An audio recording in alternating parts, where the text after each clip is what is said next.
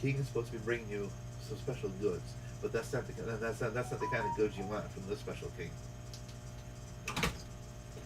Okay, welcome back to DX Radio Shop. So we're gonna wait till tomorrow to do this, but we're just gonna put this together right now, and we're going to pretty much put it as a what do you want to call it? It's kind of a fly-by video, I suppose, right? So no preparation, no nothing. We're just gonna get right into it. So one of the questions, a couple of questions were brought up, and some suggestions about modifications. So we're just gonna kind of jump right in this and just kind of let it go the way it is and kind of see where it happens. So good morning to Mr. Matt, Leadfoot, Boxcar, Ryan, Steve, Michael, Bootlegger, and Rick. How are you guys? So okay, so here's the deal. First, we'll say I hope that I'm glad Rick's doing good. So everybody out there, thanks for the prayers. Rick's doing awesome, and I think Rick is. I think he's in his office right now, taking care of some paperwork. So hopefully he'll get that squared away. Had to say that, Rick. Sorry. So, and we got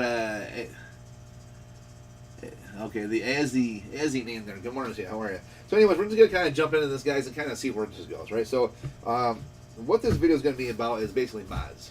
So let's kind of just dive right into this. So first, let's see, you guys are probably wondering, what is all of this? Well, this is, let me see here.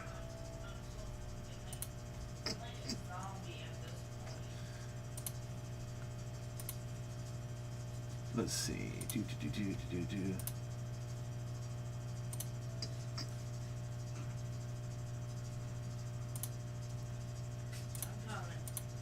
Yes. All right, so here we go. Okay.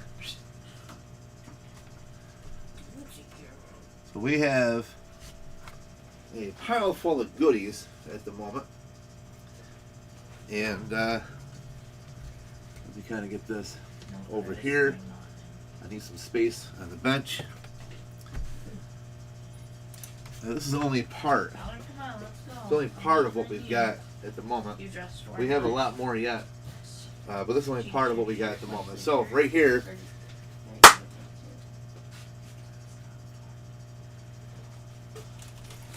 so we have all kinds of stuff that we've taken out. Now a lot of this is just for repairs, but a lot of it's all swing kit garbage as well. So we're going to pull out the difference. I just want to kind of pull out. We're going to discuss another topic about this as well, but for now I just want to try to kind of give you an indicator as to this is the kind of stuff that technicians like myself have to take care of. So we're just going to kind of dump it as we go, I suppose. Oh, this is going to be a mess. I didn't really want to. Wow. Yeah, I didn't think it was that much. Jeez. Anyways, look at this. Oh, beautiful polished stuff. So we're just going to kind of go through here and see what's happening with all of this. Wow. This is all the stuff that I've taken out since January 1st for repairs and mods, etc. So we're filling up a 5-gallon bucket, which we've got actually a couple of them here, because one's going to get filled up pretty quick. So anyways, I'm trying to pull out all the, let me pull out all of just the mods, and we can go from there. So, but what's important about this is basically, when you buy a radio, it's very important to see, when you buy something good. You don't want to buy a radio that's going to require, well, none of them require anything really, besides to be modified and tuned. But the last thing you want to do is take your money, your paycheck, and start putting on stuff that you don't need to put it on, such as swing kit, mods, etc. So that's what you don't want to do. And so the idea is to, when you purchase a radio, I mean, like here in my shop, DX Radio Shop, upstate New York, when you buy a radio from me, we will gladly go through that. Now, if you want it untouched, we can do that too. That's fine. But if you want it aligned in tune, etc., then we give you a fair price. But a lot of the times today, you'll find out shops don't do as such, and what they do is they take and they will offer you, like, say, $250 upgrade to put Palomar Max Mod in place, and all this stuff. And really what that does is only enhances splattering to your radio. It doesn't do any good otherwise, besides that. So the idea is to not spend the additional money on stuff you don't need for a radio. So I know before I got into all the technical stuff, when I bought radios years ago, the guy who taught me, he would modify radios to a point. And then I go somewhere else and buy a radio, or I'd go to a ham fest and buy a radio and bring it back, and he would laugh at me and say, "What is all of this?" I don't know, that's how I bought it. And then he would sit me down and explain to me, well, these are things you don't do, etc., and he would show me why. So I'm just trying to do like a consumer video, I guess we can call this, right? A consumer video as to the things that we can and cannot do, and things that we should and should not do, I suppose. I guess you can call it that in its own, I guess. But what it comes down to basically is you don't want to take and modify your radios to become splattered. You want a good clean station. A good clean station will give you good distance. Now that all comes to as well, a good antenna system, etc. So I guess my point would be is, do I want to spend money on an upgrade and find out my radio will be damaged later down the road? Or do I want longevity of my radio to perform as such and not have anything fail due to improper, poor, or unnecessary modifications, such as most cases are swing kits, MPC swing kits and stuff. So basically what it comes down to is don't let people do this to your radio. These are just a lot of things that you'll see them separate right now as to what was taken out for mods and things that have failed due to mods. I'm going to show you that here in a moment. But primarily, a lot of this is always just for repair portions as well. So it's not going to be all modifications here, but a lot of the modifications have failed these components, causing them to fail, rather, I should say. And so that's why we're separating the components here, and I know which ones they are because I take them out every day. So that's the funny part, is I take these out every single day. So I guess my advice to people is, when you get done, or when I get done rather, showing you all this stuff, and you can maybe take the time to think for yourself, do your own research, and take the time to think for yourself as to, do you really want to spend the extra money on when they offer you package deals to enhance your radio, or would you rather not spend the money on something like that and just get it done the right way, as the way the engineers designed the radios from the get-go, right? So that's what you're looking to do and what you should do. So again, we'll have to see how that takes place as well. So I mean, I've got all these components here memorized exactly what I've taken out, because I know which ones have failed due to all of this, and I know which ones were just the repairs. So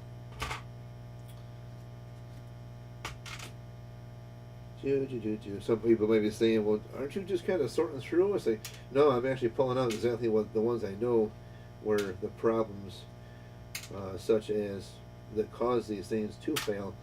So we'll kind of see where it goes from there in a second. But yeah, this is a great time to show people, the things I see on a day-to-day basis, basically, and hopefully maybe this might open up some more eyeballs to people to realize, wow, I didn't realize people are actually doing this to radios. And when you get your radios, you should probably look at them, because I bet you if you take the cover off your radio, you're probably going to see a lot of this inside, and you're going to shake your head wondering, wow, I paid a guy this kind of money to do what?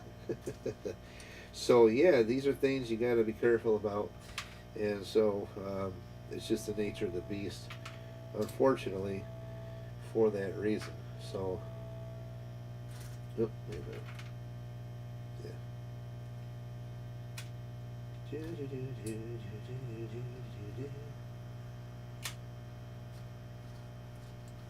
But a lot of this stuff, when you see it, just like unwanted mods, they really are. Here's a couple of jumper wires. Take those out of here. Throw them away.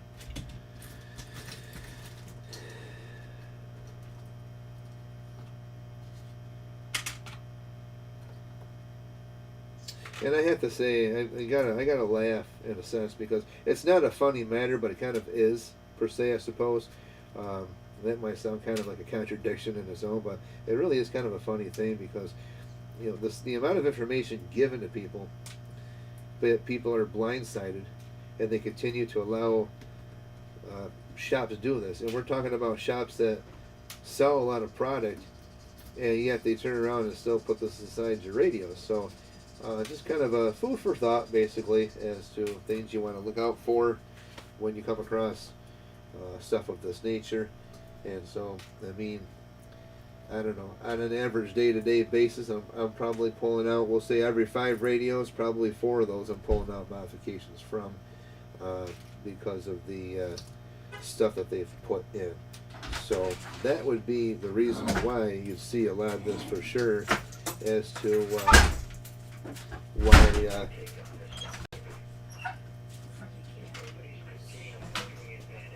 including these junk mods from the factory, they would have their engineers do it. Every company, Anytone, Ranger, Galaxy, Striker, if they could get a jump on their competitors by including this garbage in their factory-produced radios, they would have their engineers do it. There's a reason that they don't do it. It's because it blows your damn radio up. and that's well said.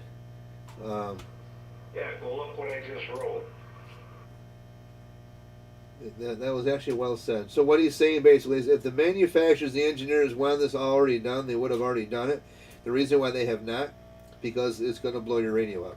That's why they got limitations, why they got restrictions, why they don't put this stuff inside your radios, because you don't need to. Because that's why they put this. This is why.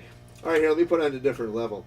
So let's say, you have a car and they put spark plugs in. Why they put spark plugs in? Are you going to take one out and think the car is going to run good?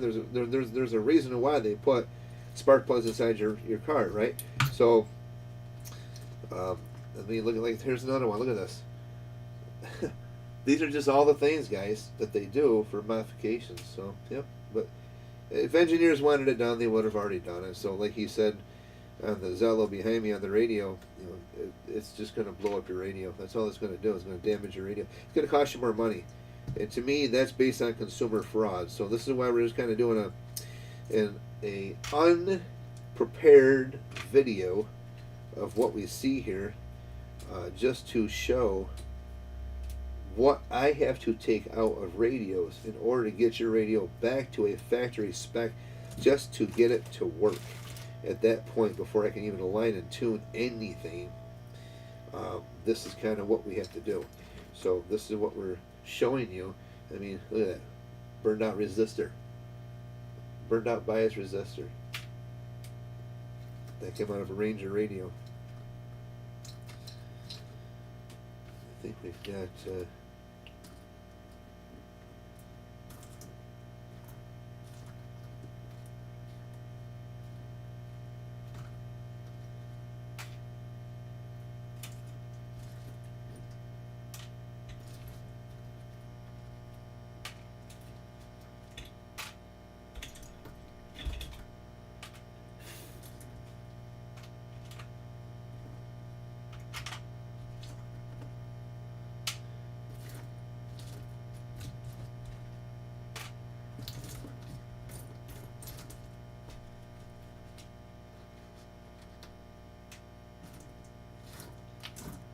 Okay, yeah, so the rest of these were all repairs. These are not part of swing kits. All these capacitors are not part of that, but you can see the amount of capacitors we've had to replace in over time. So, in fact, let me, I really didn't want to put these all together, so give me a second here to grab another dish.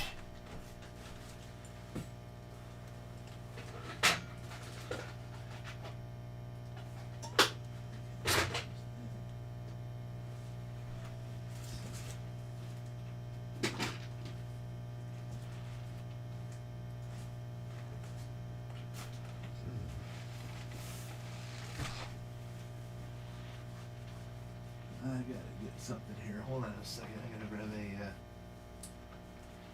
It's kind of like putting a 427 or a 426 Hemi in a Toyota. Yeah, it'll go fast for 30 seconds, and then you're going to blow your transmission, your drive shaft, all your U-joints, blow the rear end right out of your car. It doesn't make any sense to do it.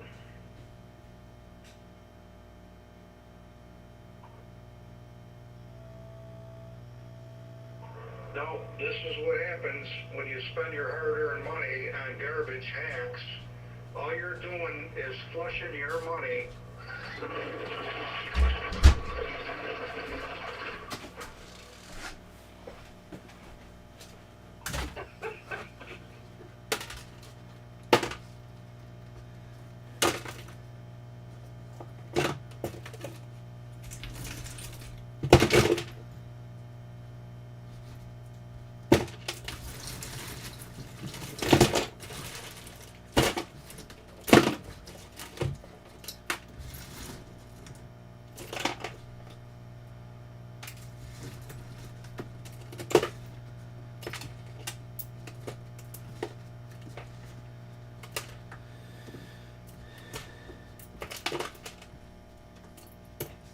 Yeah, it's so sad to see people put these mods inside radios. Like I said, this part here is all repairs, except for these boards. I had the toilet flushing in the UK loud and proud. Anyway, I sent a picture. The picture I sent, that's the man to get rid of your garbage radios. And then he goes,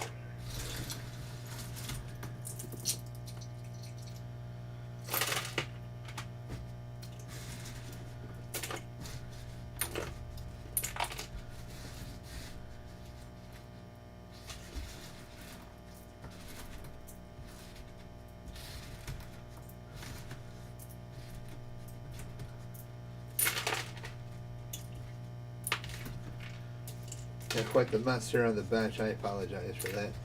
I said I've just been busy working away, repairing, stuff that the average person doesn't do because they're too busy screwing the radios up. So.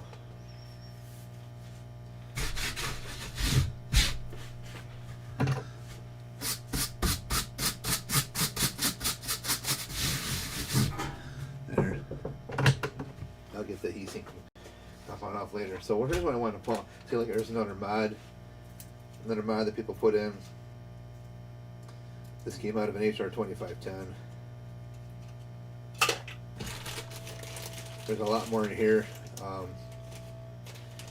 Different swing kits and stuff. I mean, I could pull out a whole bag full of more. But we're just gonna stop right now, and because it's too much. It's a lot. Okay, so the moral of the story is this, guys. Here's relays that were put in. Here's potentiometers. you know, it's kind of a shame. You know, a lot of these people spend the money on all these modifications. And they can buy an amplifier or a better antenna or a tuner. There's a lot of things that would make these radios way outperform than doing these mods. Oh, absolutely. So here's what we got. We have potentiometers here that they use for towards the swing kit, because what they'll do is they'll take such as like this on the surface mount, like your DX model boards. They put this off the regulator, put one side here to the ground, Best sellers in the UK. and they put these potentiometers right onto these as well. There's something like this. Harry Gacy. Let me turn that down, sorry. So then they put the variable resistance on their potentiometer and kind of get this to adjust where they want for carrier level, etc. You get all these resistors that were tied in with these diodes. So these are all swing kits. There's another one. That cap was part of one of those. This right here is another deal. You just pull the heat shrink off. If I can get it off of there.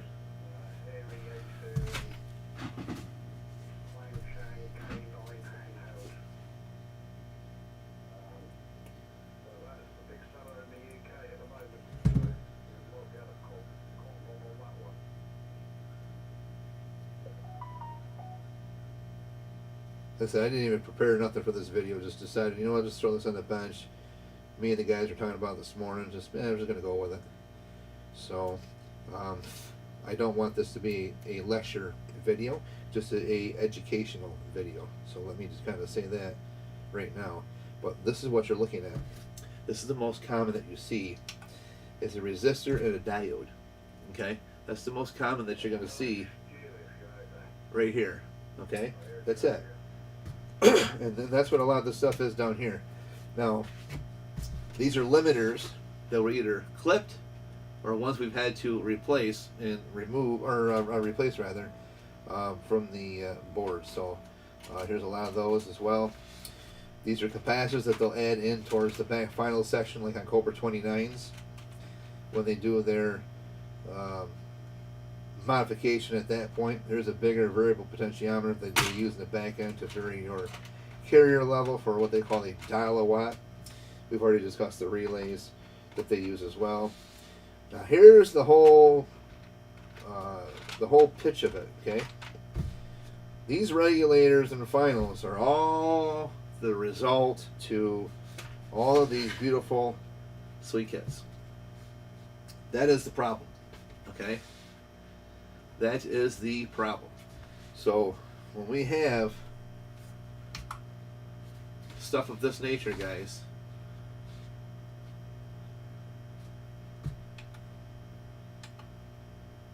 there we go, you know, lined up. When you have things like this, these are the reasons down here. All these little mods they do, these resistors and diodes, and they add all this nonsense in here for, you know, variable power, etc. And all these stupid things they do with limiters removed, etc., or clipped. Then this is your end result. You know, they got some relays in the back too. This is your end result. So let me kind of push these all out of the way. Space these out some more. And that's what you see. You're wasting money. So when you're going to pay somebody $250, they vary between like $40 to $250 to enhance your radio. Now, a lot of guys will put a Palomar Max Mod regulator inside. Okay. Two things you need to know about a Palomar Max Mod. One, will it work? Yes. Two, will it give you maximum power and generate a lot more? No. The third most important, though, out of those two is, or the most important out of those two, is you must take that regulator and you have to mount it to the back heatsink of the chassis. You cannot just mount it where your standard regulators go. People say, what do you mean? Well, I will show you. This is your AM regulator right down here. That big transistor, okay? They will take this out, put the Palomar Max Mod in, and bolt it right down. That's not what you want to do, because it isn't going to do you any good. This aluminum chassis cannot withhold the amount of heat that will produce. So which means it's going to work as a heat sink, but it's not going to work efficiently. So it's going to eventually get to a certain temperature, really hot, and it's going to burn out that regulator because it can't dissipate the heat. So where would you put that? Well, you put it right back here on this chassis, because this is where the heat sink is. This is an additional, this is a true heat sink. This chassis is not. It's going to act like a heat sink in a sense to absorb down through here off this regulator, but what happens is you need to put it back here and mount that right to this back wall where the heat sink can actually take the absorption of that and keep your components up front here cool. So if you're not going to do that, then you're wasting your time. You're not going to gain any more power. People say you might get like 10% more power. So if you got 100 watts, you're going to gain like another 10 watts or something. You're not going to gain that kind of power, guys. No. All it does is makes the radio run cleaner. Now, if engineers want to put this in, sure, they could redesign it, and they can have a spot right back here and mount that big regulator right to the back wall to the heatsink. That would be okay. As far as any kind of modification goes, you're not modifying a radio. You're just finding a better substitute part that might run a little bit cleaner. Now, do I install Palomar Max mods? No. 2 reasons. One, you'd have to mount that here and then run the wires across. Now, the longer the wire, which, I mean, we're not talking very long, right? Maybe 6 to 8 inches. But when you add wire, now you're changing because of resistance.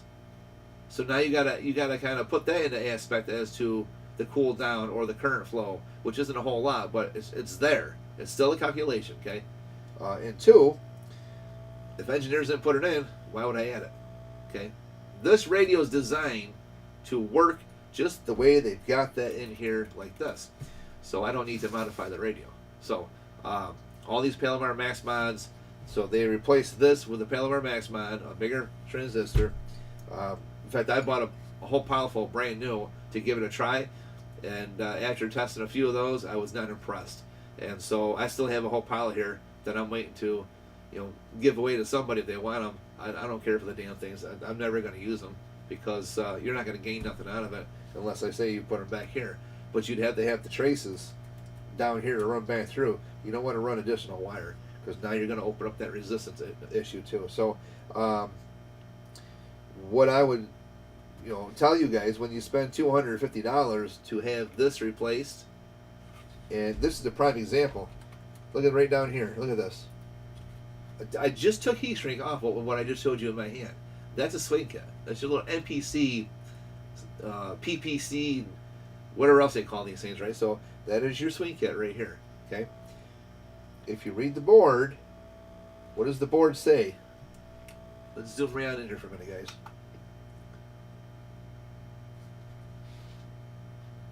What does that say?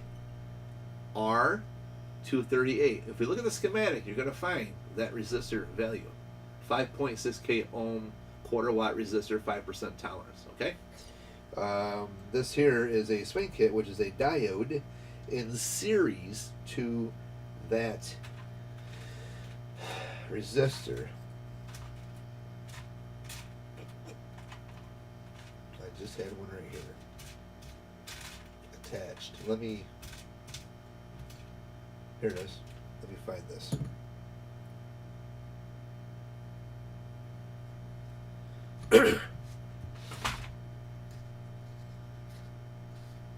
That's exactly what it is right there. Okay, this is exactly what it is. Right here, guys. So it's not smoking mirrors and nothing like that, okay? This is exactly what it is. This is what they put inside your radio. This is the resistor that belongs in the board. And this is, well, not that resistor per se. They had a different value on this one. But it would be a 5.6K ohm resistor that they would lift one end and put the diode in series. This is exactly what's in there. So I ask you, would you pay $250 or even $40 for anybody to go through and super tune your radio? For the people who always call me, they would say, can you please go through and peek and tweak my radio? And I always tell people, no, I don't peek and tweak. I will align and tune per procedure specs. And so anything additional like this would have to come out. And I've had guys actually tell me, can you please leave that in there? I want my swing. What they don't understand, this causes you to have, instead of a signal here, you're going to have a signal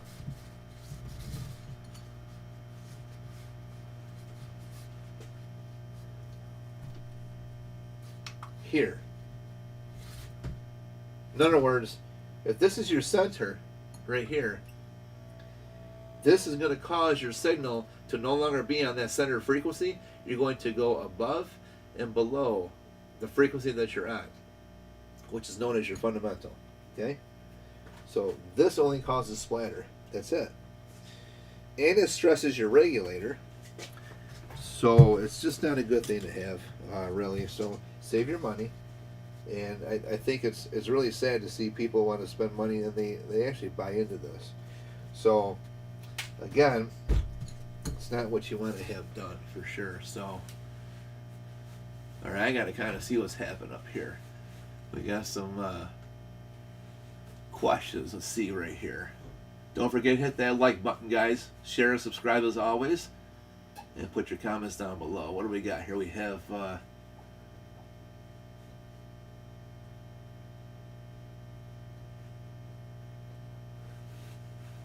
we got here? What people don't seem to understand is that when you put one of those kits in and you start to splatter, you're wasting power off the frequency. Throwing power to the sides, upper and lower sides of the frequency, and you're getting less out of your radio on the frequency than you did before. That's right. This is what I explained before. You're splattering your power to your adjacent channels above and below. That's exactly what's happening. Yep. We got a Chief Real. Welcome to the channel. He says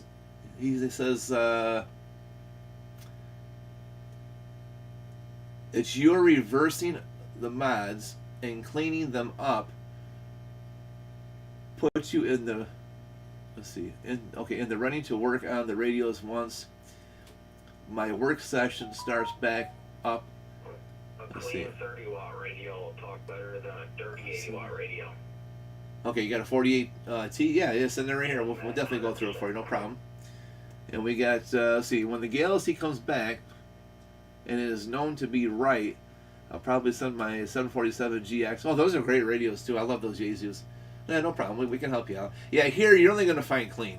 We don't do all that other stuff. You're not going to find mods and super tunes and enhancements and, you know, high cut, hi-fi, and, you know, ABCs and 1, 2, 3s. We don't do that garbage here at DX Radio Shop. That's why we are so backed up on work, because we do it the right way. So, but what we're doing this video for is plain and simple, to kind of educate. It's more of education, really. To educate the people, to aware everybody that you don't want to spend money. When you order a brand new radio, here's what I always tell people. Anybody who has a bunch of radios for sale that are all brand new, all these big places, I'm not going to list any names, but when you do a Google search, you type in, you know, brand new, we'll say like $29.95 DX CFHP or 94 HP or Striker or whatever, right? So you're going to see a lot of the popular places come up who sell these radios, all this product. Just tell them, I want it brand new, please don't touch it. And so that saves you all the headaches and the additional money you're going to waste onto mods. And then you can contact myself here, dxradioshop@yahoo.com, or you can contact anybody you have in your area or someone else that you know out of state you trust to ship your equipment to. Oh, for God's sakes.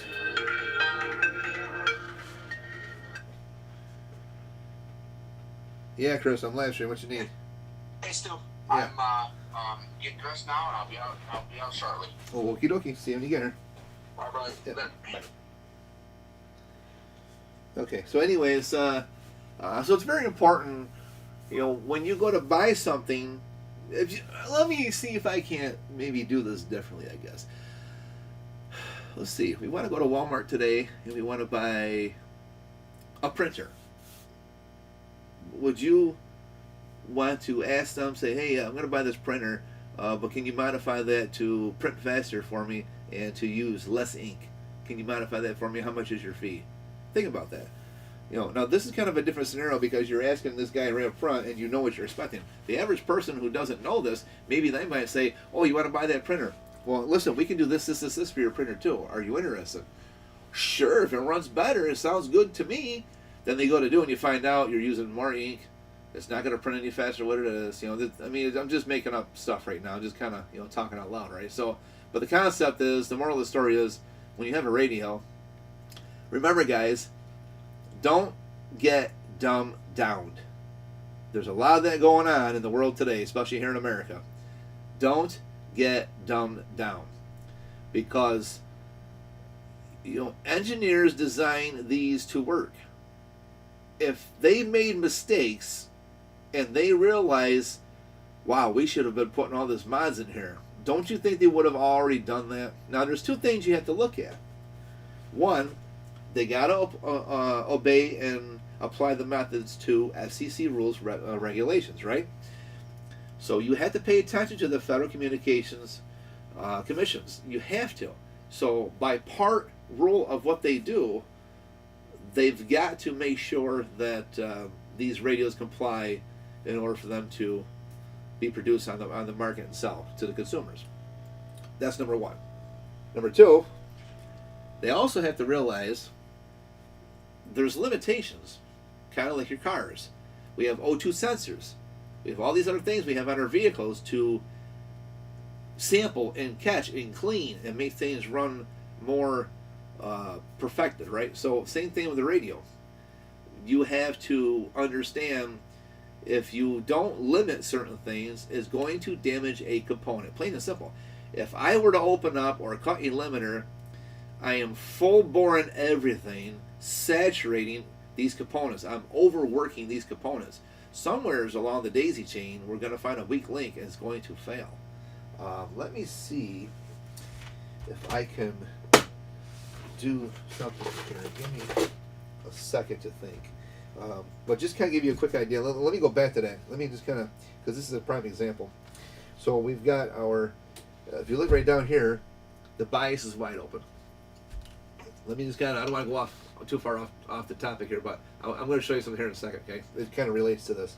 So your bias right here is turned wide open. That bias is turned wide open, okay? This one's just about wide open.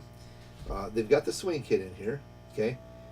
They've got the, oh, look at this. So, okay, they've got this toy in here too. Let's get that out of the way. So they have a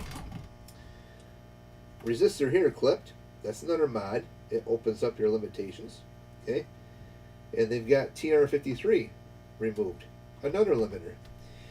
Now, I'm going to tell you something. This TR53 and this 249 kind of go hand in hand, so you only need to do one if you're going to be that ignorant to clip anything at all.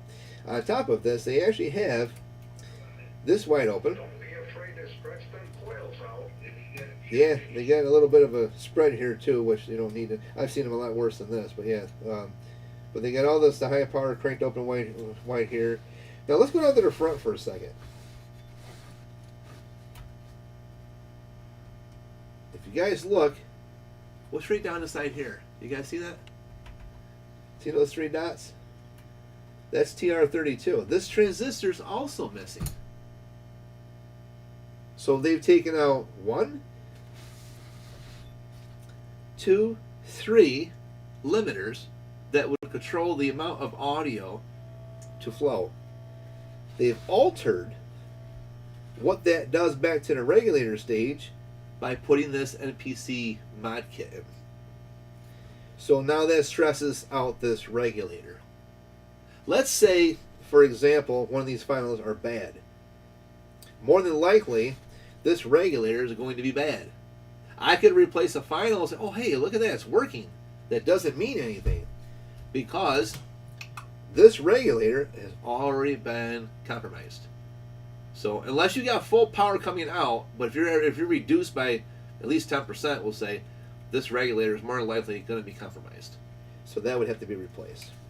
So, but yeah, these, you know, between the pass-through regulator, you got your NPC, you've got 2 limiters here, you got a limiter down here at the front, and of course you got this, some kind of a module, epoxy covered toy of some sort. Don't know what the heck that is.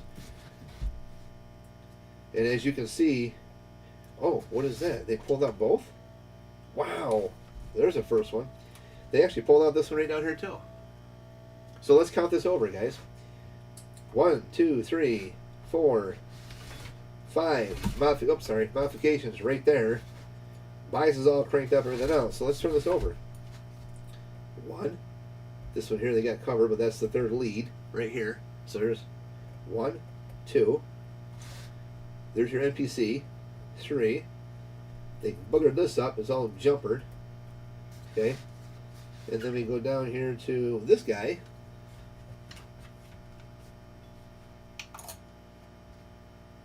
right here. That's the lead. They cut the transistor out. Right here's the original lead. It looks like they tried soldering it once, but this is where that transistor was in the front TR32. Okay. And then we go over this way. All kinds of solder flux here. Another $200 in my pocket. Thank you very much. Exactly. Save your money.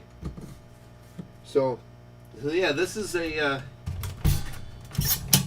actually one of the 88s the customer left here for parts because this is really messed up. It's not because of all that. We've already gone through, found a lot of things, and we know for a fact. I was using this for an example. Let's just say one was bad. If this is going to be compromised, these are actually all bad. So all of these have already been tested. I've already tested those. Those are bad. I just left them back in circuit. This regulator is bad. This regulator is bad. The switching transistor in the back end here that controls the high and low, that's bad. So there's a lot of things going on with this, and it's not stable to frequency at all. It's actually reading 38 megahertz instead of 27 megahertz. So this radio is going to cost a lot more than what it's worth. He decided not to invest it, so he just junked it. Well, that's why I'm using this for an example today. There's just too much going on inside this thing. It's not worth fixing to put the money into something like this. So, but there you have it, guys. Would you pay $250 to have all this hack work done to your radio? That's my question to you. Put your comments and your thoughts down below. I'd like to hear from you guys. I always like to engage with my customers out here and new people who are watching as well, and the ones who want to learn. So please put your comments down below. Be respectful, and let me hear from you. What you think? What your thoughts and comments are? Do you agree or disagree? And when you put your comments down, please start out as this: I agree, and for these reasons. And please put your reasons down. Or I disagree for these reasons, and put your reasons down. Again, keep it clean, keep it respectful. I know this kind of hits home to a lot of people. They get very upset. I've had a lot of people that were just, oh my God, they went off the wall. They would call me and say, you would not believe I sent this radio so-and-so, and this is what I got. And it's like, wow, you're quite the firecracker today. I mean, you would hear them just curse and swear. They were so upset because they got lied to, and they got sabotaged by it, and they had charged them XYZ money to dump the stuff inside of a radio.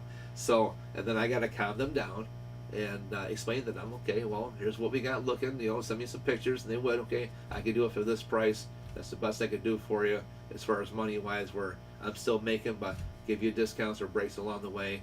Because I mean, I got a heart. I feel bad for people that get taken advantage of. So, and that's why we're in the business, because we want to make sure that we are not taking advantage of people, and we help the people who were taken advantage of, and we try to make their life a lot better, easier, keep them in the hobby. So that is why I learned radios, because I see too many people get screwed. So here at the DX Radio Shop, upstate New York, is a wonderful shop to be, and we've done this for 39 years now in the hobby, and so we are very got a very vast knowledge of repairs, analyzation, troubleshooting, etc. Because we want to see people on the right track. We want to see you be able to enjoy your radio and use your radio. You're helping to protect the consumer. That's the bottom line. That's it. Yeah, protect the consumer. That's exactly right, Rick. Yep. Protect the consumer, basically, is what it comes down to. So, but again, this is kind of what I want to use for an example. But let me grab a book. Hold on a second.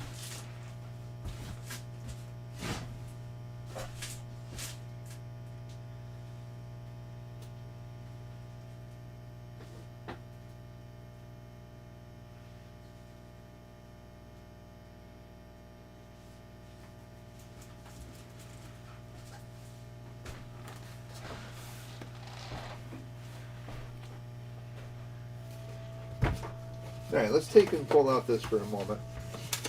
I gotta get my butt to work here, but it's important we do some educated videos for many reasons. So again, this is not a lecture video. I just want to repeat myself. It is not a lectured video. I'm looking at my car outside for a minute. It's not a lecture video. This is a education video. Like what Rick said, protect the consumers, right? So when you guys are buying brand new equipment, like I tell everybody before, there's two things I always tell people. One, you don't have to buy it from me. Two, you don't even have to send it here to me. All I ask you to do as a consumer is one thing: do your research, and do not let shops hack your radio up. That's all I ask you to do. Now, the average person will say, "Why would you say that?" Because it's going to hit your bench. You're gonna have to fix it. You get to make money. It's not about the money. It's about putting you as a consumer in the right direction to protect you. So when you purchase something, you're happy. Would you buy a brand new car only to find out someone stuck a banana in your tailpipe and now you got a problem? You know, you don't want sabotage done to your radio. That's what it comes down to. So let's take a look here, for example, and let's follow right along. Now I'm going to put this down here for a little bit and see if we can do this. So here, what we're looking at is our mic amp ALC. So now this is obviously a different schematic, not to that 88, but will give you the same principle and education behind this. Okay, so this here TR24. Let's start from the beginning, if we will. Okay, here's your microphone. That's your microphone assembly. Okay. Here, well, right here's your microphone. Here's your microphone socket to the radio. So now we're going to begin to the radio. So I'm talking, my audio is going to come through and pass into my mic gain control. This will allow me to increase or decrease my modulation. So you want that fully open. You always want good mic gain audio pass through. Now, this here is very important. With the mic gain, my audio is going to pass through. And we've got our first filter here. Okay, now we're going to pass right on through. Second filter, okay, into our mic amp. This is going to start switching things to get me where I need to be down here to amplify my signal as we get close to the audio chip. Now, if this were the case, let me do something here. Give me a second. Perfect. Boom, just like this. If this were a simple case, right, and let's say the engineer said, yeah, you hacks are right. We don't need all this stuff in here. What were we doing? We must have overthought this. If they eliminated all this down here, now when the audio passed through, there's nothing to limit that audio. So now it becomes a problem because now you have nothing to control my audio to say, hey, stop yelling. You're yelling too much in here. We don't like this. You're hurting our ears, right? So we don't like this. You're yelling. You keep yelling, yelling, yelling, yelling to the point where it comes down here to this audio chip, my audio amplifier, power amplifier. You keep yelling and overdriving the modulation into this chip. Well, that's only a 5.8 watt chip, which means you're yelling and screaming to the top of your lungs. Well, how is this supposed to amplify you louder if you're already loud to begin with? So you're going to actually subject this chip to fail. So it's important that you understand that's why they have this in here to amplify, power amplifier chip, to amplify a sample of the audio coming through, amplify this out.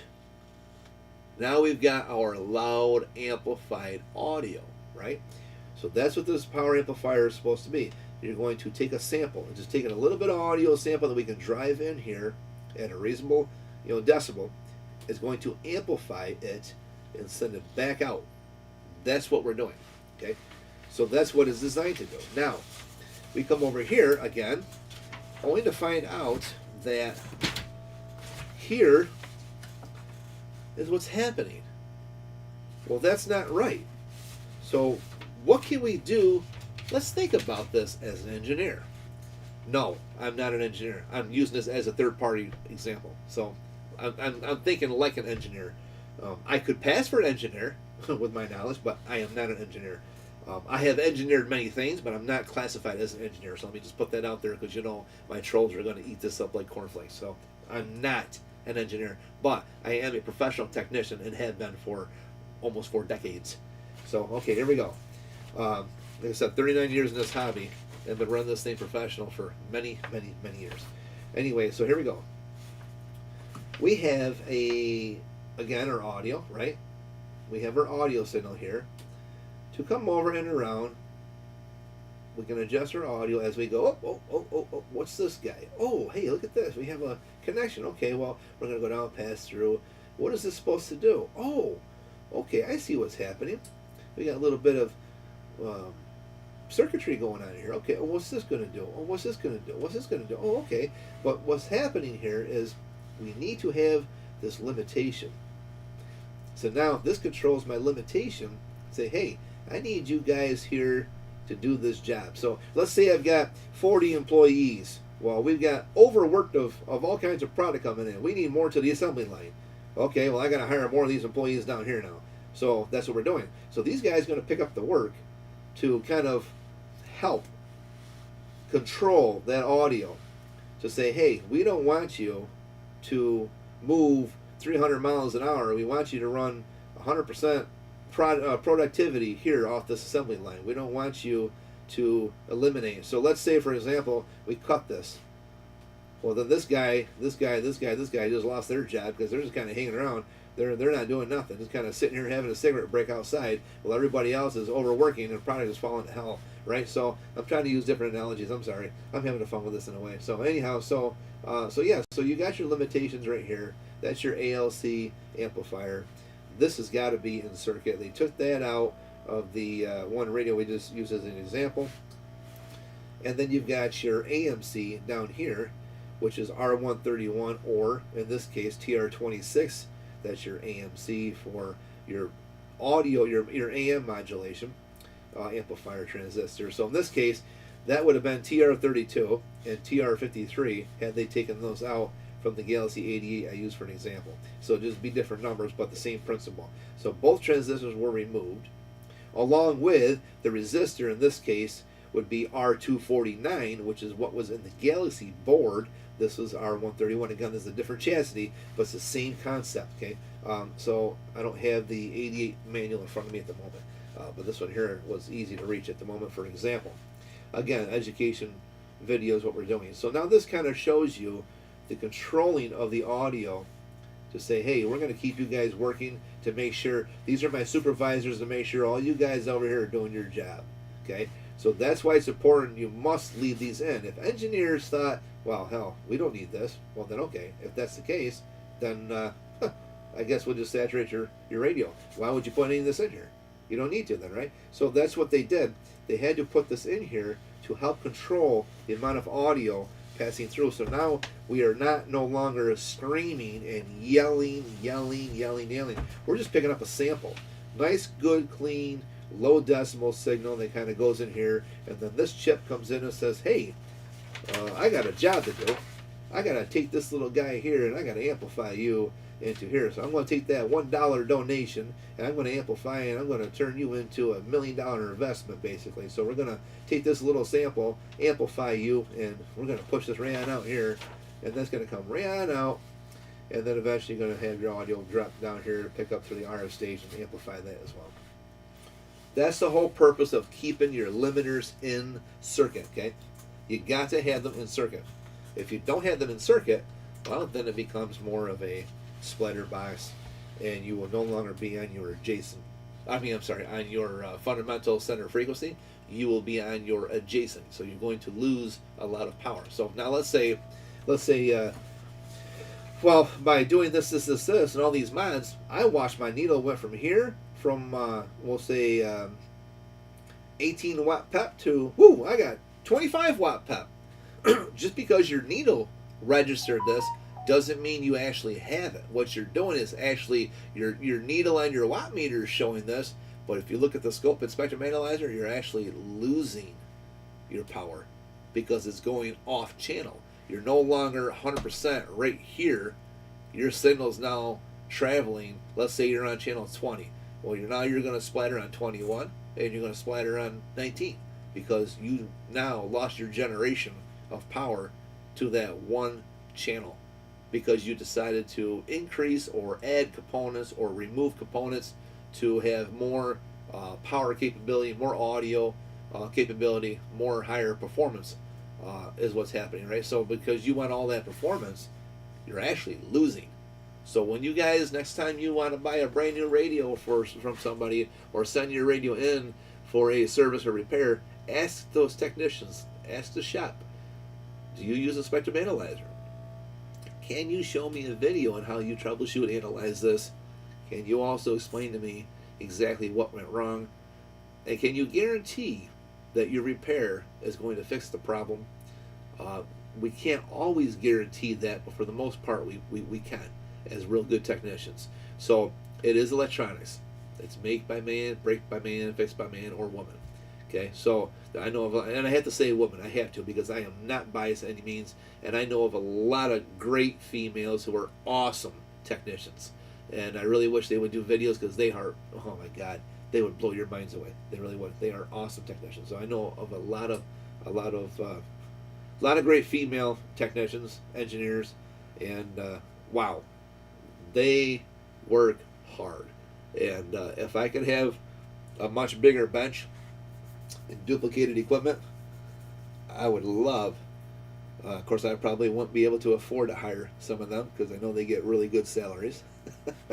But they are just extremely intelligent women. And I know of a lot of teenagers who got into it and are doing very well.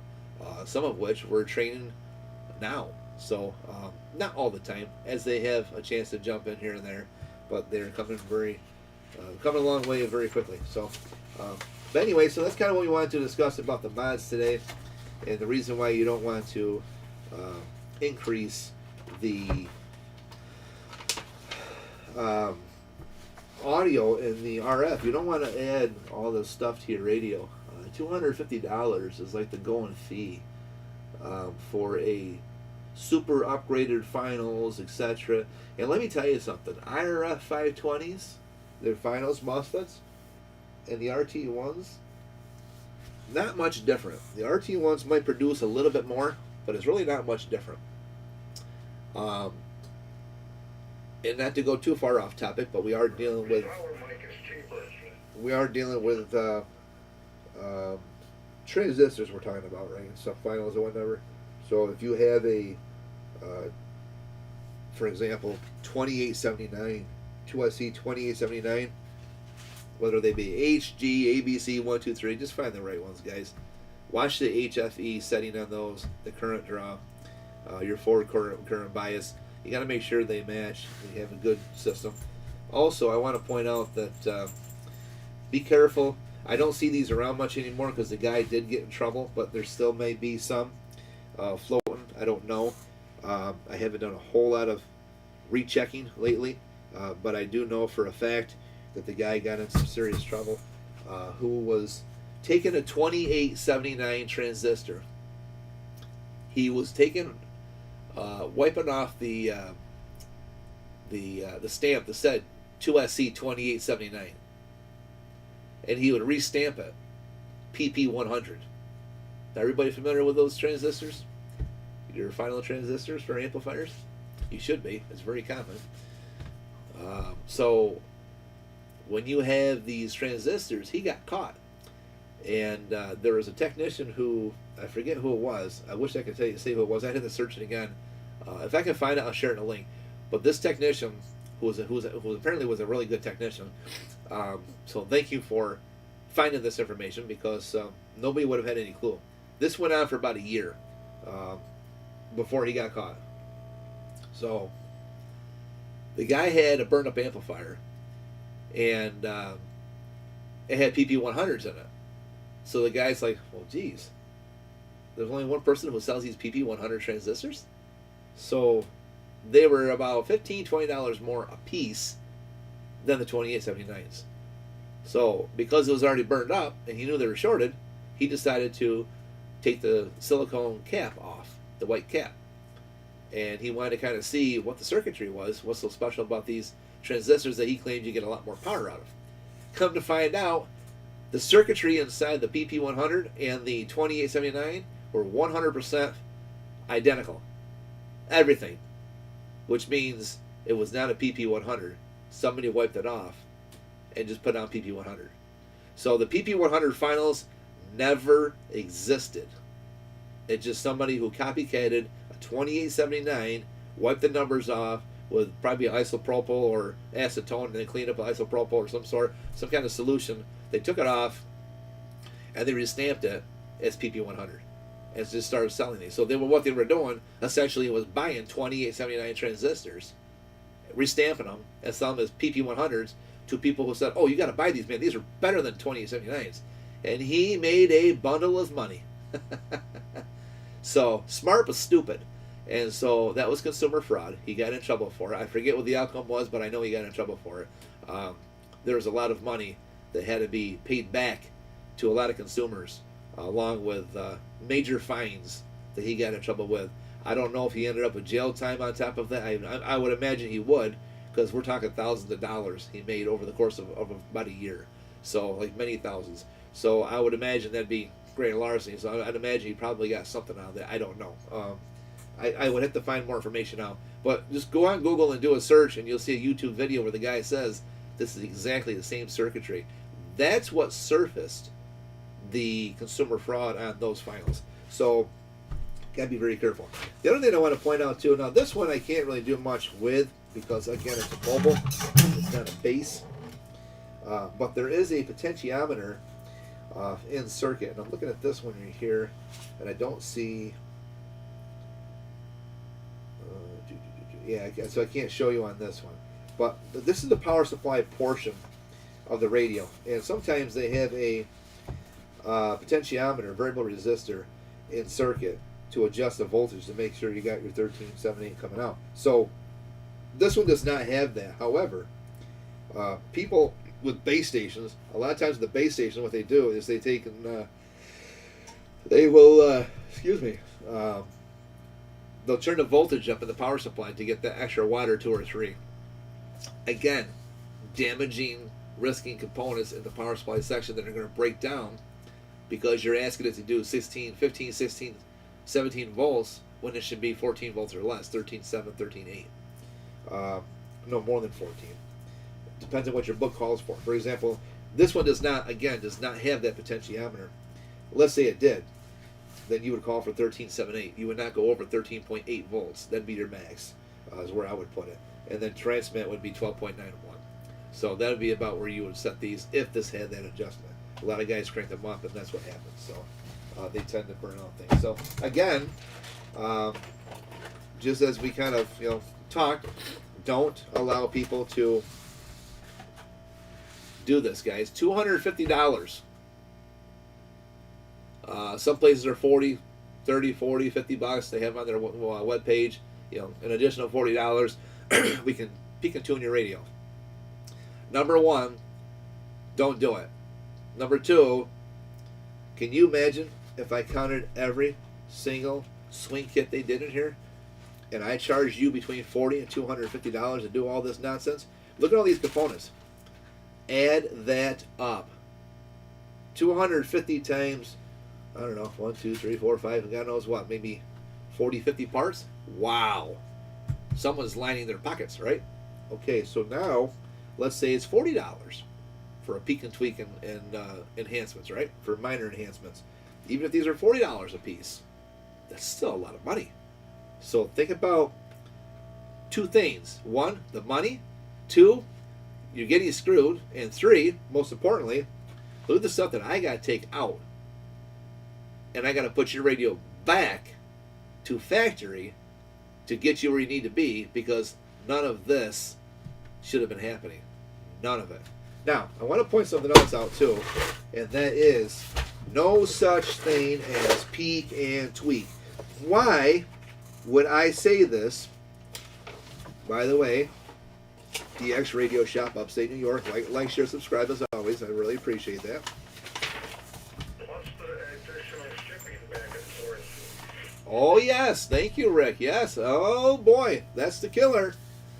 Oh, I forgot all about this. Yeah, you gotta. That's right. Consumers gotta cover the shipping to and from, so you gotta add on that amount of money. And if you got a big base station, hell, you're looking at a good, $55, $65, sometimes $100 a ship.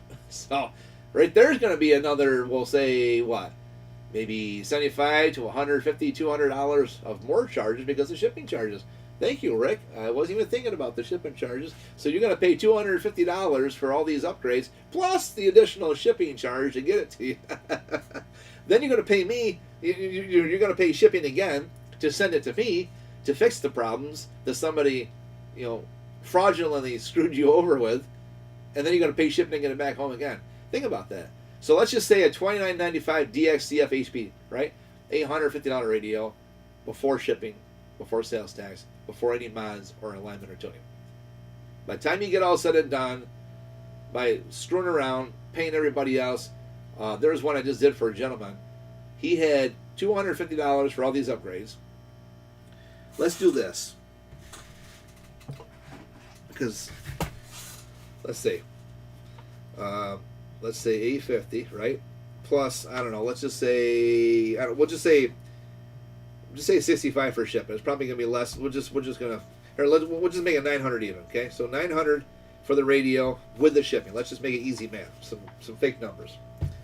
Now, 250 for the mod. That's 1150, right? Now you have on top of that the radio. You buy the radio. You get it home. You're all done. You're happy. It blows up. Not working. Okay, now you're going to add in, let's just say,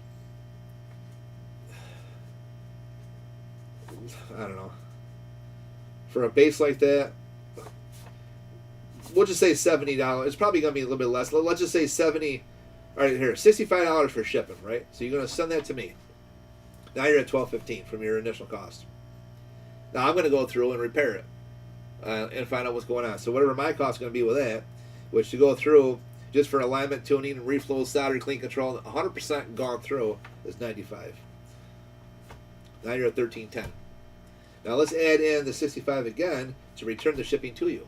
It's $13.75. Let's say the reason why it blew up is because of all the mods. Well, by the time you get done with the mods and the clarifier, you're probably looking at like almost another $70 to remove all that garbage, put it back to normal. You're almost at $1,450 for a radio that originally cost you $900 with the shipping, roughly. That's $545, $550. They just cost you more money to take that radio and send it to another shop to get fixed. Think about that. Just take a moment and think about this. And again, please like, share, subscribe, hit that thumbs up, guys. Appreciate it. And put your comments down below if you agree. And put down the word "I agree" with your comments and what your reasons are, and we'll put down "I disagree" and do the rest of it. Okay, so if you could, please do that in the comment section down below. Not so much here in the chat, but put them in the comments. Just drop them in the comments below as to what you really feel about this. Almost $550 is going to cost you from a radio to get it brand new, untouched to your home. Now, obviously, it's got to be aligned into them. So in the channel mod. So we'll just take the 90 off of that. You're still looking at $455, or 95. Sorry, another 545 subtract 95. There we go, $450. So you're still looking at $450 additional that you're spending. It's costing you because somebody put these mods inside your radios, hacked it all up. So it's going to cost you $450 additional, roughly, to send that radio back out to a professional shop like myself and many others to get it fixed, put it back where it belongs, and happy. Now, somebody made a comment last night on my Zello. I don't remember who that was, so please forgive me. They made a comment, and they said, or maybe it was this morning, they said the guy got 300, it was this morning conversation, the guy got 300 watts after he got all these modifications done out of his radio. That was the $29.95 DXCF HP, the newer one, okay? He showed 300 watts on his meter, okay? So let me ask you one thing. Number one, well, there's a couple things I want to ask you. Number one is 300 watts, okay? the most you're going to get out of those, clean and running good and not to fail, would be about roughly 285 watts. Maybe 290, but typically between right around 260 and 285 between 7 and 8 a.m. Now, could you get 300 watts out of it? Absolutely. But you're stretching the buck. So how much longer will that radio hold out before the people down below can't take it no more, right? So all those components under the supervisor of modifications, how many of those components are going to fail? You're breaking them down. So that's kind of one of those things where, can you get 300 watts? Sure. How long is it going to last? That's your number one winning question. That's the $1 million question. That is right there. How long will it last? So I kind of wonder, because when you change things out and you have all these swing kits in there, you're going to get 300 watts. Absolutely. You'll get 300 watts all day long. But you have a hacked up radio and I don't. And I'll guarantee you, I would bet my shop. Everything I own, I would bet my shop. That's how serious and confident I am, because I know. I've seen this. I've dealt with this thing for 39 years, guys. I will bet my shop and all of its contents that my radio will outlast your radio with no problems whatsoever. And I can prove that over and again. In fact, one example right now, let me tell you this. Well, let me go back to this for a moment. Remember we talked about no such thing as peek and tweak? Okay, no such thing as peek and tweak. Why do I say that? Why is Stu at DX Radio Shop doing an educated video about no such thing as peek and tweak? That says right here, synthesizer alignment. Receiver alignment.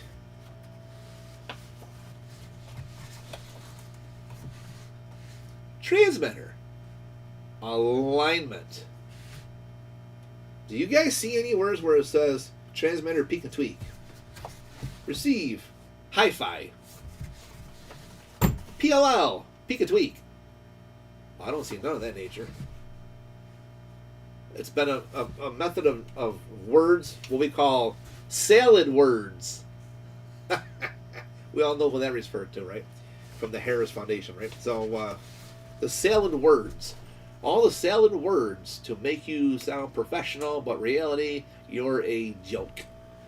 So I have a lot of people that will call me, and I explain to them, no such thing as peek and tweak. We align in tune. Here's the reason why. I never leave it like no such thing as this. Here's this what it is. And some guys might just say, okay, well, I've always heard it. Okay, well, I'm going to explain to you what the difference is.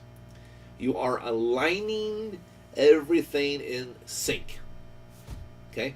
And then at that point, we go through a tuning process to get a good, clean, maximum signal to travel through for the transmit section or incoming for the receiver. No such thing as peek and tweak. A peek and tweak only means sabotage, butcher, swing kit mods, and take your money, run to the bank while you cry, and I thrive. That's it. Okay? So when people say peek and tweak, or you hear these shops, or they got them advertised, $40 for peek and tweak, or $60 for a super tune, or $250, we'll do some final upgrades for you. Well, let me tell you something. The last $29.95 DXCF HP I just did a week ago never had the finals change. They're all factory, number one. The Palomar Max mod was replaced. That was it. Along with a NPC swing kit, and the clarifier was modified. So I ask you, $250 this guy paid, plus shipping, just to deal with him, to get that radio to maximize 100% out. Only to find it was splattering, distorted, disgusting, terrible, and bleeding over everything, plus off frequency. Now, he pays, I think it was like $55 or $60 to get it here, plus he had to pay that again to get the return shipping back to him. So it's about, I think it's like $60, like $60, so like $120 round trip. Okay, so on top of that, he had to pay me to get his all fixed. Super mods fell off in your hand when you touched it. Yes, that is very true, Rick. Yeah, if you guys go back to the video, my live video on that 2995 DXCF HP, when you'll see the wire, you'll see how that thing, it fell right off before I even had the chance to do anything with it, which is this guy right here. You'll see when I went to move this wire to get this off the board, that wire was barely even soldered. It just kind of flung right off the solder joint. So, but this is what they put inside those radios. That's exactly what they put inside these radios, guys. Resistor, diode, a wire to the AM regulator. That's it. Okay? And so by using this here deal, this little contraption, only creates splatter and also puts the pressure back to your AM regulator stage, and eventually that fails and forces all the current to go back to the final stage and damages the finals because of this guy right here. So $250 you're paying for this little assembly along with a regulator upgrade, and so they claim the finals, which the finals are like $1.50, $2 a piece. So the guy literally got screwed. So again, he paid about $900 to get the damn radio shipped to him, plus the $250 on top to have it modified by the same person he bought it from. Okay. So in fact, I'll put it to you like this. I'll tell you exactly what he's got. So it'd be $900 plus the $250. Plus it was 17 plus the $120 for the round trip. So out of an $850 radio, untouched, brand new, he's now got $1,487 tied into that radio. Now, could he sell his radio today and recoup that money? Absolutely not. There is no way will he ever get his money back. So there you have it. All this money he put into a radio, for what reason? Now, I can sell you a brand new $29.95 DXCF HP, the same as this guy just bought. I can sell you one of those, have it all done up, ready to go, guaranteed to run, and not have any problems whatsoever, provided you run it with respect and you have a low SWR. Now, I'm not responsible if you blow it up because of your SWR. And a lot of guys will say, well, how do you know? It's really easy to identify that inside of a radio, how a radio got burned up. We can tell you. It's not just, oh, it got burned up. We can tell you exactly why and how a radio got burned up. We're not stupid technicians, okay? So don't try to dumb down us. We know. And I've had a lot of guys try to point the finger to me and say, no, it's because of the way you tuned it. No, it's because your SWR was high, and that's what caused the impedance to change, which is why your finals gave out, period. They cannot give out if everything's set per standard of what the book right here says. If you got that right to the T of this book, if this book says it's all 100% perfect right to its standards, no way can that radio burn up. No. It's impossible unless you have an SWR failure. Okay? So this guy here did all this for what reason? I mean, I can sell you a brand new one, $1,100, shipped to your door, and probably even can do better than that. I could probably even do it better, probably like $10.50, $10.75, something like that, shipped to your door. That includes all of what I need to do. Now, what do I do that's different than everybody else? Well, I'll tell you what I do. It's no secret. I go through and I reflow. I'm going to reflow all the solder joints. I'm going to clean all the controls. Even though it's brand new, I don't care. I go through them anyways. And then I'm going to go through and do the alignment procedure. And I'm going to go through and do the tuning aspect. So I go through 100% from corner to corner, from top to top, to bottom to bottom, side to side. Okay? I cover the entire radio. And that's what I do. So for $250 these guys are charging to hack it up, I charge $95 to go through 100% to make sure your radio's good. Big price difference, guys. I mean, big price difference. So, holy moly! So, if you wanted to buy, and I'm not doing this video for sales, it's educational only, and I'm not doing this for lecture, education only. This is why I do what I do for consumers to know. Okay, so if you were to buy one, anywhere between $1050 and $1100 for a brand new RCI Ranger 2995 DX CF HP, aligned, tuned, modified, and shipped to your door. It would guarantee would never be over 11, never be over 1100 ever. So you're going to pay all this money for what reason? Think about that. Now, let's say you want the upgrades, which we don't do. You don't need to, but let's say you do the upgrades. So it's 900 plus your 250. So now you're looking at 1150. So you can save 50, maybe $75 with me, maybe even 100 if I can let it go for 1050. We can maybe work out something. Some days I might do a little sale deal, but otherwise, if it's not on sale, then it is what it is. But for $50 difference, you're willing to pay someone to hack it up, or we can save you that money and get you a brand new radio that you can enjoy, have it on the air, and just enjoy it. That's it. You don't need to worry about anything blowing up. Think about that. And when it comes down to brass pennies here, guys, brass nails, look at this. You're within a $50 difference. You're going to pay $50 more to have it hacked up, or you can pay $1,100 between $1050 and $1,100. So you're going to save between $50 and $100 at my cost, which would be cheaper than this, and you got yourself 100% working radio. Think about that. Okay, just some more food for thought. But anyway, we spent a lot of time on this topic, which I did not want to do. I have got a lot of work to do. I'm 8 months behind on work. I can't keep up. But sometimes you have to, get back to the fundamental basics of people to understand we have a problem with consumer fraud. So we got to make sure we encourage people and talk to them and educate them and help them so they understand what you're up against. So the bottom line is, ask yourself a question. Are you willing to continue and spend money on hacking it up, or are you willing to buy a brand new radio, be done with it, and enjoy it?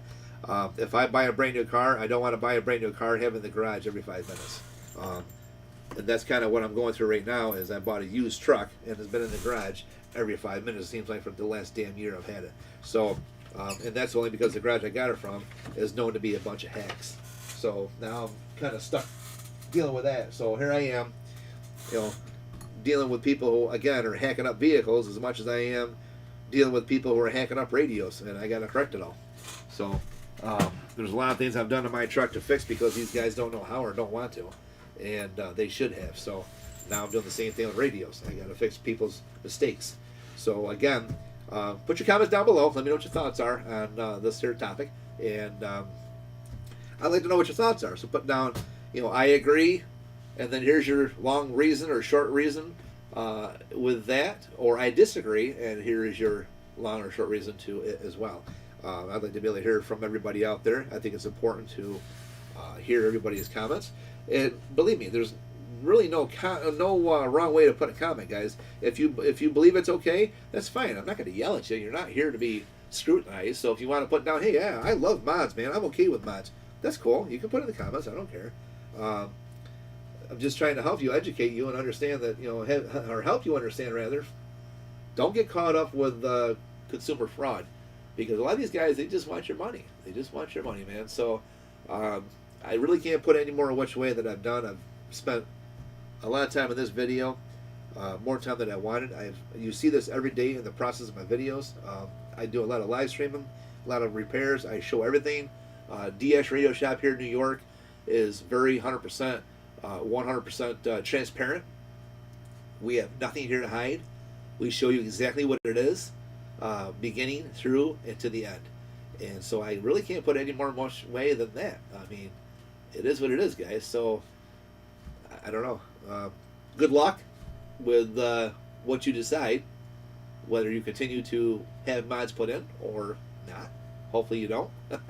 And it's not that I don't want your business. It's I would rather you guys see, put your money to good use. You work hard for your money, right? So put it to good use and buy yourself a good radio. And ask yourself the applications too. Because the guy who bought this base station I just did last week for me, I had to fix it. Come to find out, now he's got it for sale because it's too much radio. He doesn't understand how to use it, and so he's trying to sell it because he wanted it because it looked good. Then when he got it, he's like, "Geez, I don't even understand how to use half this stuff." I said, "Well, then what'd you buy it for?" "Well, because it looks so good." "Okay, well, Lamborghinis look good. I can't afford to buy one of those. I'm wasting money." And then they got all these gizmos and stuff inside. I mean, holy jeez, or how about a airplane? I'm gonna go out and buy me an airplane because I got the money to buy the airplane, but I don't know how to fly it. So that's the situation he's in right now, is he doesn't know how to use it fully, and he just wants a radio that's basic. So he went out and spent all this money. Another perfect point. He spends all this money on a radio, hack it all up, then have me fix it, pay all that money on top of it. For what reason, guys? He's into it for almost $1,500 after the repairs. Now, if he had bought that just brand spanking new and it wasn't hacked up, then he would have been at $1,100.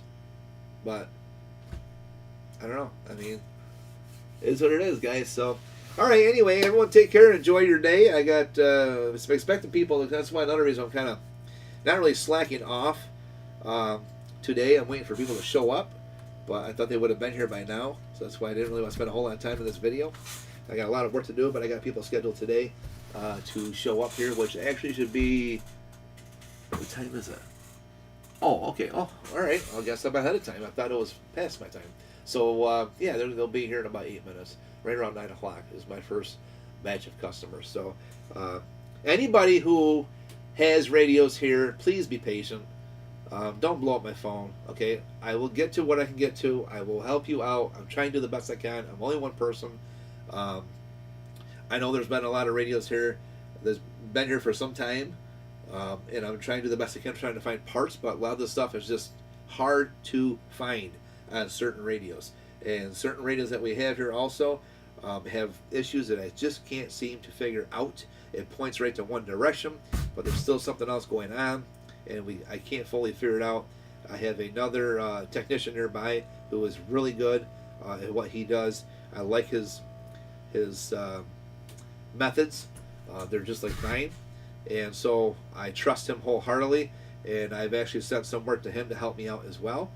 And there's a lot of things he's able to figure that I wasn't able to, and then we'll sit down and educate me as to, okay, how come I couldn't figure this out? And he would explain things that made more sense, but I wasn't aware of. So I really thank him for that.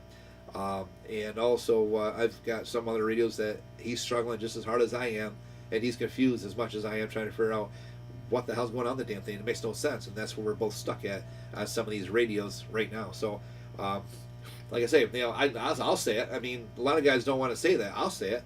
Yeah, I got a good friend nearby who is an excellent technician, and believe me, if I'm stuck, I'll call him. I'm not bashful. I'll call him up. Hey, I got a question, man, and here's what it is. And boy, I tell you what, he's a really smart guy, and so.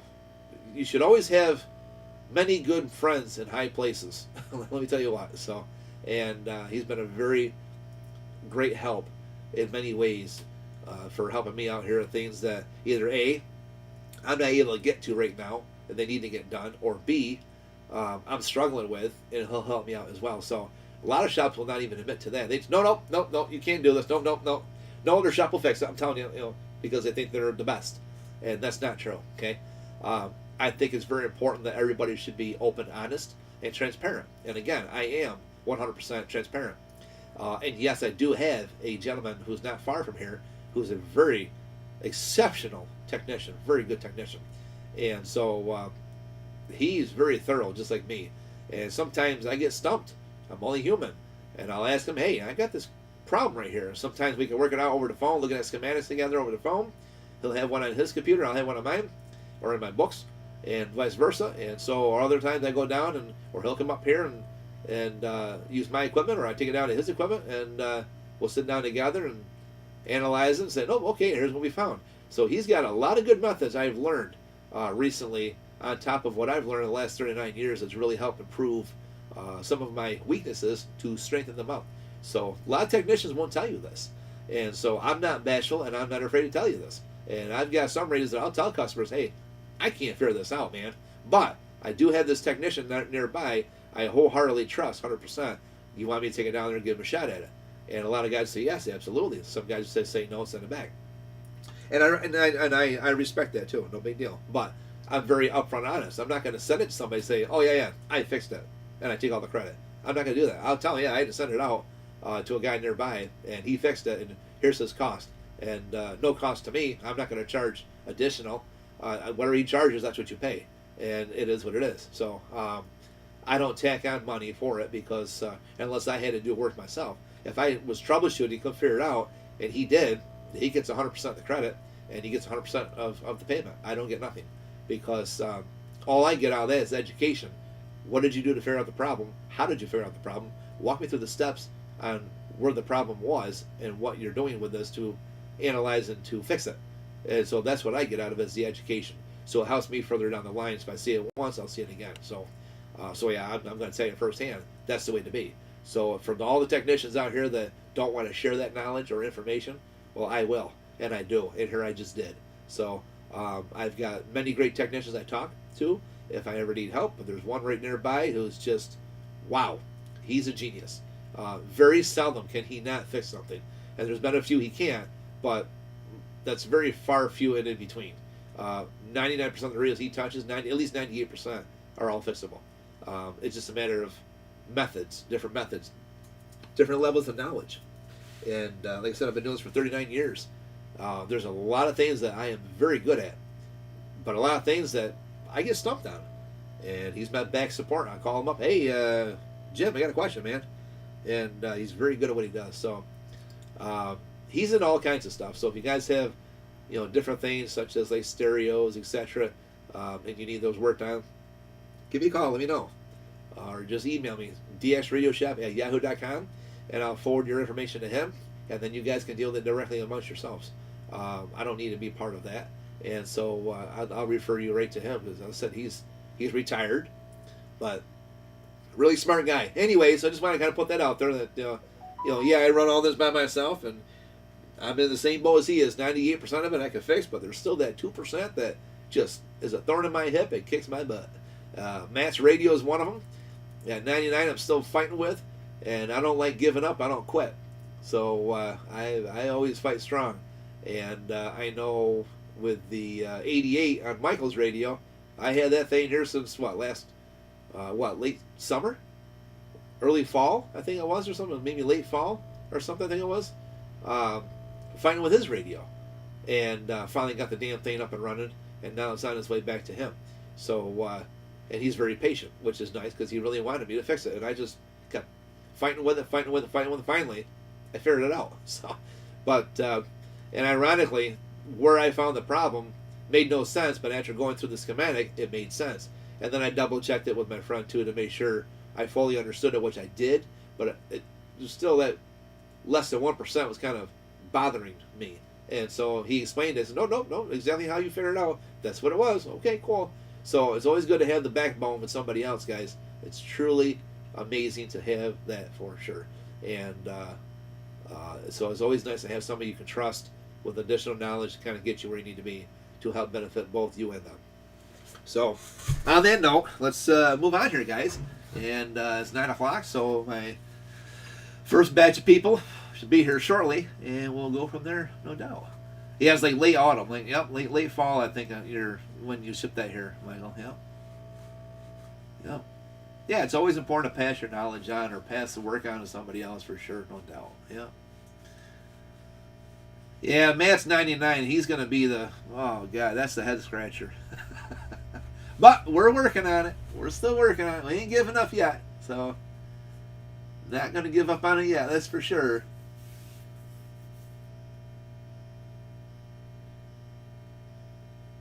Richard in the UK says, when I hit the lotto, I'm going to buy you a Lamborghini. I don't want no Lamborghini. I don't want no. When I was young, I used to love my Camaro.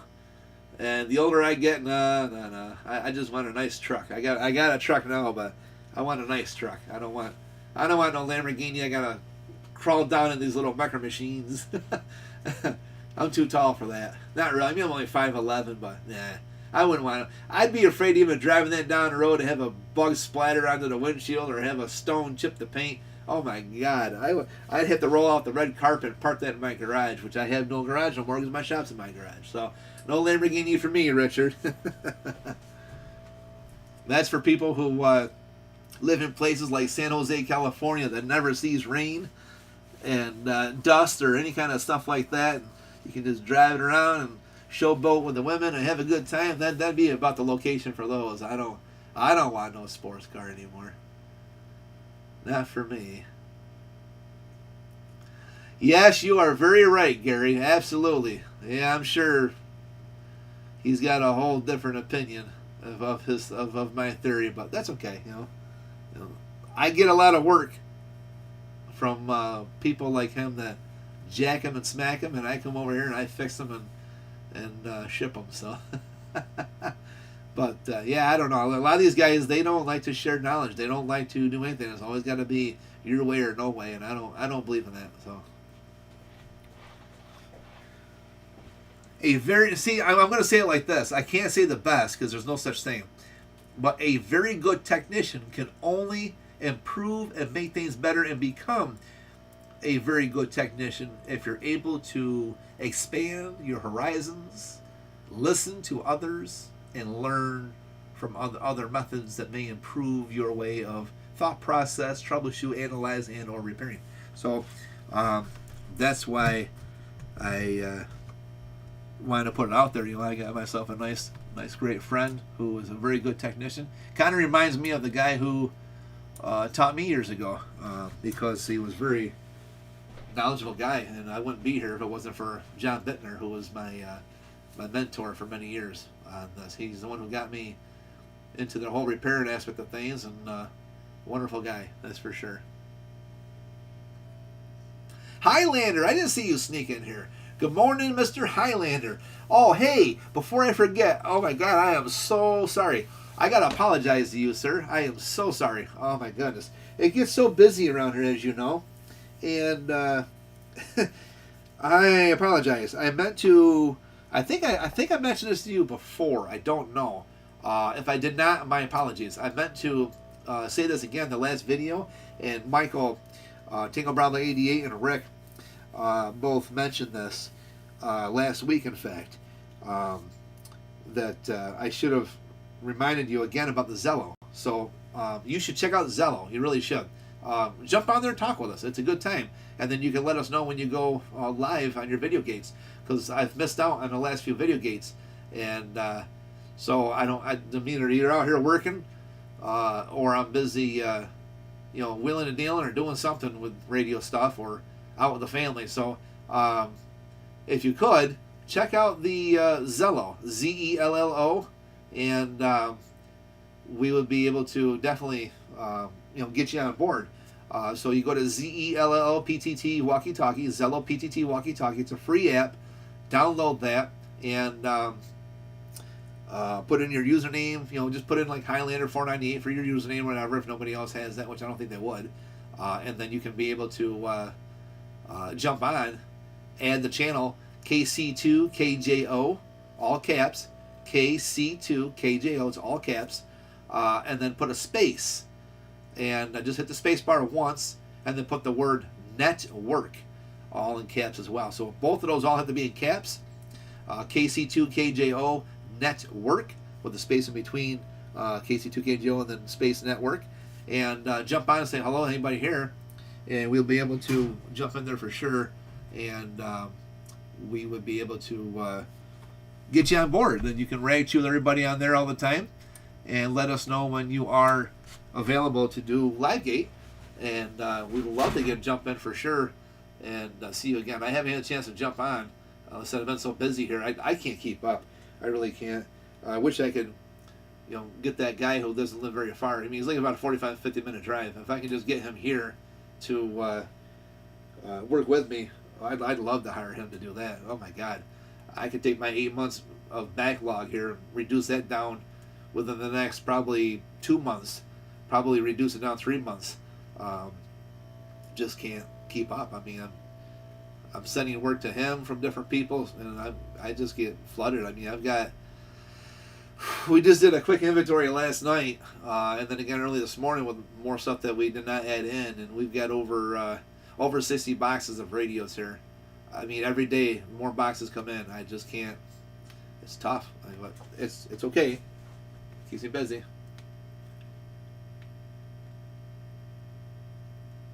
Yeah, try that, Highlander. Let me know if you get a chance to do it. If you can do it, if you want to jump on, we get you in there like right now if you want, and that's up to you.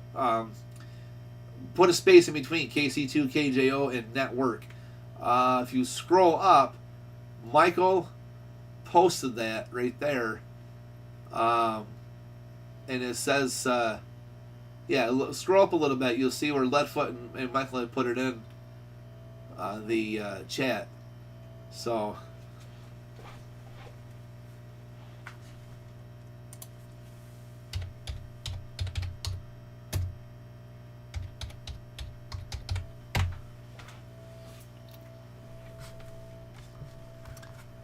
KC2KJO space network, and just come on there and have a blast. I mean, they'll say people are always on all day long, and then you can let us know when you do your video gates, and when you do, I'd like to be able to jump on myself, because what I would do, I'd go live stream and I'll share you onto here, so get you a lot more viewing.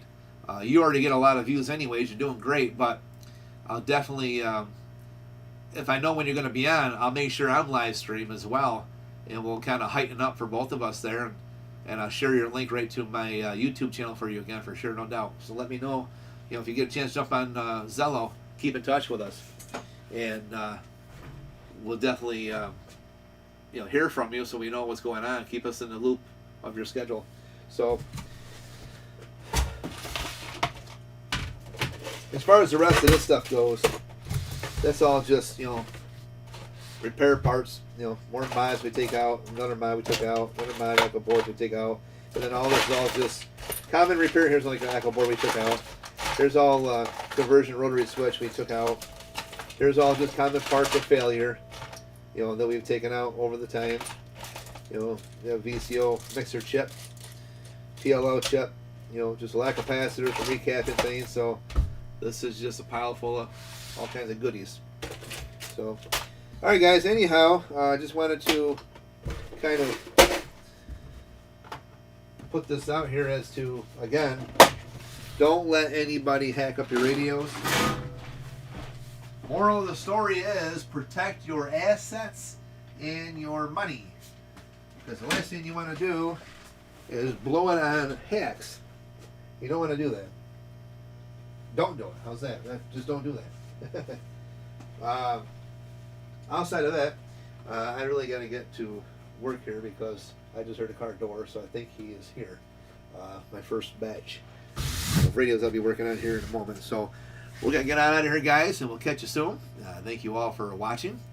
And like, share, subscribe as always. Highlander, always a pleasure to see you on, for sure. Now, there's another gentleman, and I can't think of what it is. I apologize. Oh, my God.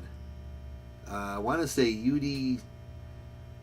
Is it UDX 362? Is that right? Oh, I got it written down here too. I subscribe to him. I can't think what it is now. Oh, well. Anyways, if you're watching, if you get a chance, put in the comments what your channel was there. I know I got you. I know I got you subscribed. But there's a couple of you guys that do video gates. I was advertising for. I can't think of the top of my head right now. I got a lot of things. I'm trying to get myself organized for my day's projects today, but all the repairs I got to do. Anyways, but there's another video gate guy who does all that. I think that's what it was. Yeah, I think it's like 356 or 362 or 3 something like that. I can't think. I'll find out what it was. But Foxman? Was it Foxman? I think it was Foxman or something. No, I think it was like Foxman 362. That might be what it was. Let me do this. I try to advertise as much as I can for everybody. Let me take a look here. Hang on a second. Because I don't want to miss out on, that there. I don't want to, have them forgotten. So give me a second here.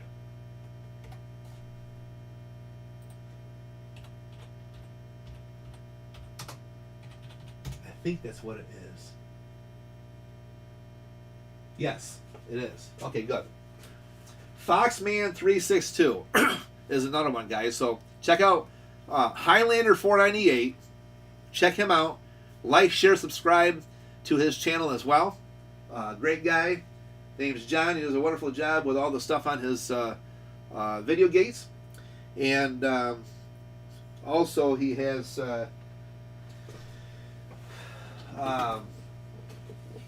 just does, just overall just very good videos. I'm trying to juggle things here, I'm sorry. Foxman362 World Radio is another one who does a wonderful job with video gates. You can type it in as UDX 362, or just type in Foxman, FOXMAN 362 World Radio. So Foxman 362 World Radio is another wonderful video gate. Like, share, subscribe to him as well, guys. So please check out Highlander 498 and check out Foxman 362 World Radio. They got some amazing video gates, guys, and we try to help everybody who is worth helping. And those two gentlemen are great guys that have a wonderful time doing video gates. So, but on that note, if anybody got any questions, feel free to ask, and we will go from there for sure. Get my mouse out of the way. What do we got here? Yeah, Foxman. Yep, that's right. And I couldn't think of it at first, but yeah, that's the one. Yep, absolutely. Yeah, there's a lot of direct inject with that, Gary. For sure, they do a lot of all those stuff. People put mixers and equalizers and hi-fis and high cuts and all this stuff that you don't need. I mean, if I got to go out and buy a brand new car, for example, and I got to change the mufflers out, I got to change my spark plugs out, I got to change my wiper blades out to some fancy looking thing, I got to take the mirrors off and change those out, I got to change the motors to my windows out, I got to change the, we'll say my valve cover gasket to a better gasket. I mean, if I got to do all that stuff to enhance my vehicle, then there's something wrong. We should go back to the number one question. How are these engineers passing this through the cell if they're all junk, right? Which means engineers would never do that. But very good point. I know Motormouth Mall would do that. A lot of other guys would do this. And we're not saying this to bash anybody. We're not going to do that, no. These are good people, but the stuff that they do, I don't agree with as far as all this hi-fi, high-cut, ASMOD kits, all that garbage does not belong in your radios, guys. You don't need mixers, you don't need equalizers, you don't need all this FM broadcast stuff. If you want to sound good, just align and tune the radio the right way and be done with it. Just follow procedure and get a really good antenna, because 90% of your station is your antenna. That's it. Good antenna, good ground plane, good SWR, everything, guys. You gotta, or not ground plane rather, but good ground source. Sorry, let me apologize on that. And so a good antenna system, good coax, good SWR, good ground, and then just put whatever radio that you want onto it. Now, as to sounding like a FM broadcast professional person, well, that varies on two aspects of things. One, the type of microphone that you're going to use, how your radio is all set up, and two, the depth of your voice. So if you're talking high like this all the time, well, then you can't talk with a bassy tone, right? So then people are going to say, well, I need myself a nice little mixer. I got to give me an equalizer because I got to sound tough. I got to have that low bass voice FM broadcast, right? So that's the kind of things that they do. It's just all more gimmick stuff, but I wouldn't waste your money on all that stuff. That's up to you. Get yourself a good high-level microphone, a really good high-quality microphone, and that would justify it by itself with a good alignment tune. All the other stuff that the guy's sitting by a radio room stacked up, all these equalizers and mixers, and you got to go through all of that to make your radio sound good. Wow, that's pretty crazy. So, anyways, I don't know what to tell you on that one, but we'll see what it is, I guess.